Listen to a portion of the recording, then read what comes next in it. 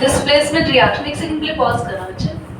So it's a first example, बड़े ध्यान से देखेंगे। आप लोगों को करना क्या है, आप सबको डिस्प्लेसमेंट रिएक्शन के लिए 2 केमिकल्स की जरूरत है। You can do it at your own. आपको सबसे पहले चाहिए एक ब्लू कलर का chemical, that is copper sulphate, जिसका फॉर्मूला होता है CuSO4। आपको चाहिए एक आयरन यानी कि लोहे की एक कील जो कि ग्रे कलर की होती है, ब्राउन कलर की नहीं होती, जंग लगी हुई लोहे की कील है, अदरवाइज वो मार्केट से खरीदने जाओ ग्रे कलर की, आपको ग्रेइश कलर की आपको आयरन नेल मिलेगी। आपको आयरन नेल लेना है, आपको थोड़ी देर के लिए उस आयरन नेल को ऐसा डिप करके रखना है किस सॉल्यूशन के अंदर।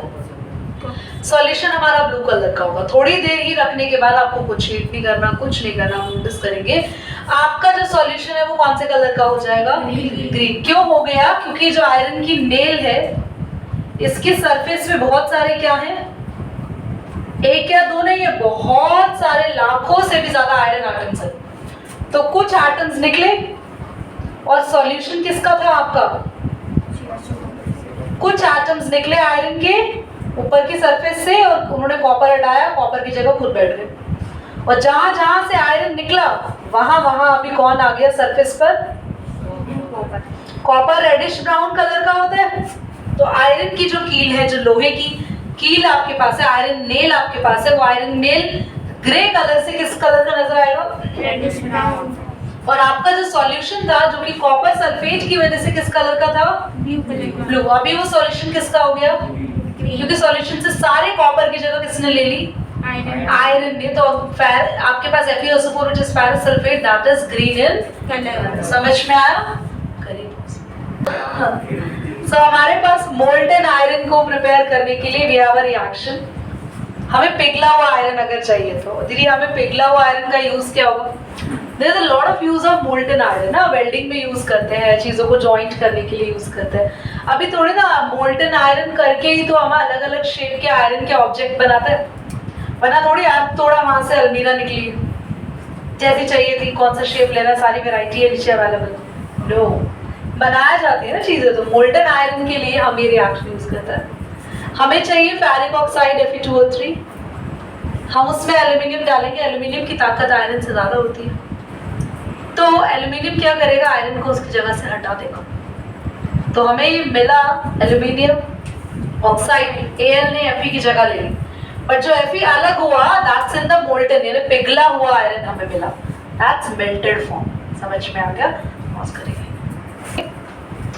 थर्ड रिएक्शन में इट्स लाइक दैट कि हमें लेना है एक ग्रीन कलर का solution. For example what we have been taking over there, बताएं, अ ग्रीन कलर सॉल्यूशन। तो हमने ग्रीन कलर सॉल्यूशन लिया, इसमें हम लोग लेड की एक स्ट्रिप डाल रहे हैं। We have just the lead strip over there. ये हमारे पास एक लेड की स्ट्रिप है, हमने डाली किस सॉल्यूशन में डाली, हमने ग्रीन कलर सॉल्यूशन। तो जितना भी सॉल्यूशन में कॉपर है उस सब कॉपर को लेड हटा देगा। कॉपर कहेगा भैया मैं तो वीक हूँ, तो लेड कहेगा ठीक है हटो यहाँ से, हमारा कोई काम नहीं।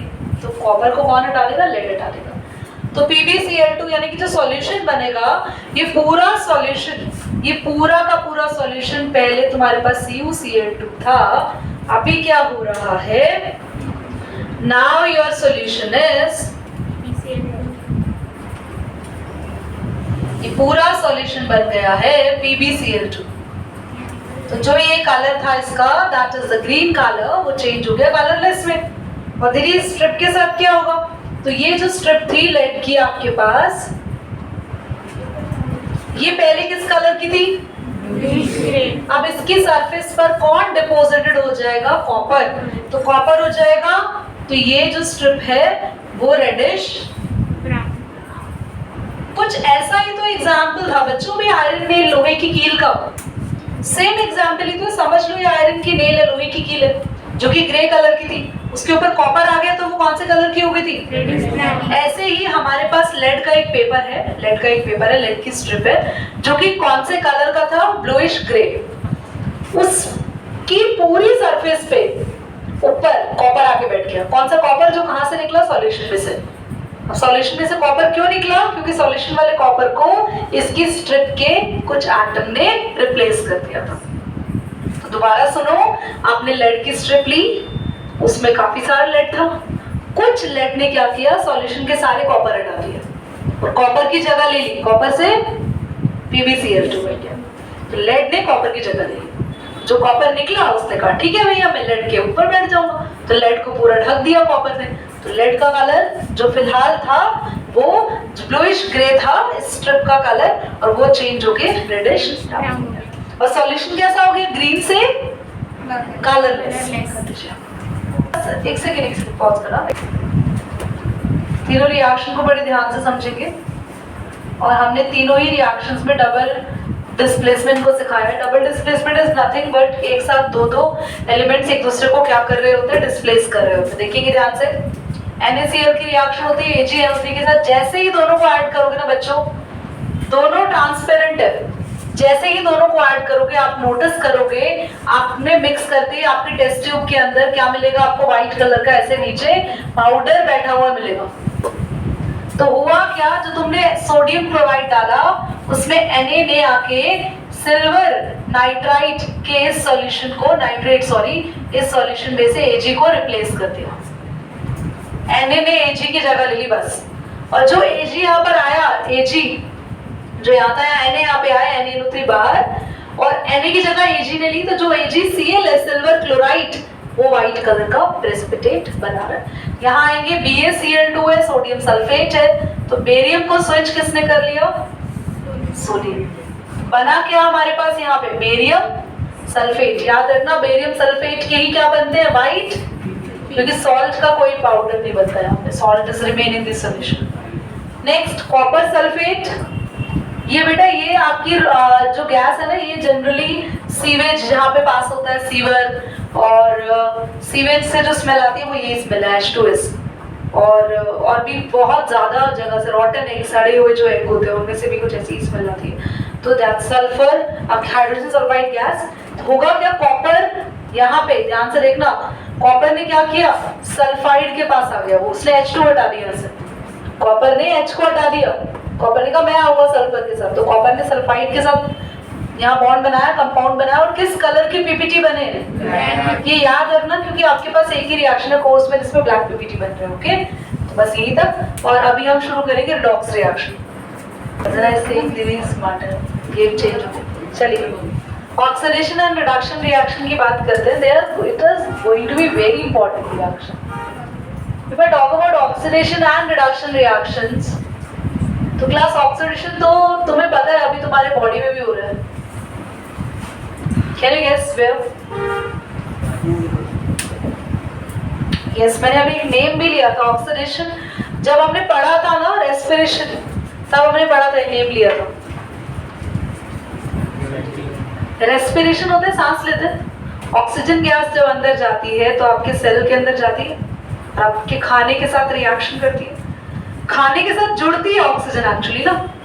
और हमने पढ़ा है एडिशन ऑफ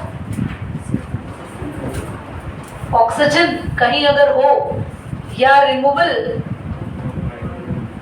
ऑफ हाइड्रोजन अगर कहीं हो, तो उसको बोलेंगे। तो ऑक्सीडेशन का एग्जाम्पल मैंने आपको दिया अभी, आपका डाइजेशन, या आप कह सकते हैं burning of food to give energy. जो खाना आपके अंदर बॉडी में बर्न होता है जिससे आपको एनर्जी मिलती है, वो प्रोसेस ऑक्सीडेशन है।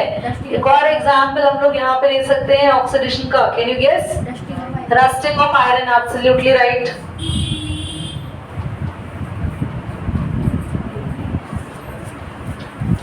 अब रिडक्शन क्या होता है? रिडक्शन भी कुछ ऐसा ही है, बट ऑक्सीडेशन में O है इसलिए वहां पर O एडिशन हो रहा है। याद रहेगा आपको, ऑक्सीडेशन में खुद O है, तो जहां O ऐड होता है वो ऑक्सीडेशन, पर जहां पर ऑक्सीजन रिमूव होता है, रिमूवल ऑफ ऑक्सीजन और addition of hydrogen, that is reduction. Reduction का वैसे तो मैं अभी नेक्स्ट क्लास में बताऊंगी आपको और अच्छे से टॉपिक, पर आज जितना ही पढ़ेंगे रिडक्शन का एग्जाम्पल होता है बच्चे, जितने भी ऑयल्स हैं उनसे बटर बनता है या घी बनता है, वो घी होता है वेजिटेबल घी। आप लोगों ने सुना है ना, कुछ दूसरे ब्रांड के घी आते हैं, आपको घर में बोलते होंगे ये तो देसी घी नहीं है, जो देसी घी नहीं है, डालडा घी जो होते हैं। तो डालडा घी is not going to made by milk, वो दूध से नहीं बना घी, वो ऑयल से घी बना है। मस्टर्ड ऑयल, सरसों का तेल, सनफ्लावर ऑयल, मूंगफली का तेल, इन सब तेल से घी बनाते, तो वो देसी घी नहीं हुआ। देसी घी which is formed by cow milk और बफेलो मिल्क। तो इट्स ऑल क्लियर। तो वो जो घी बनने का प्रोसेस है, उस प्रोसेस में भी किसका एग्जाम्पल है? रिडक्शन एग्जाम्पल है।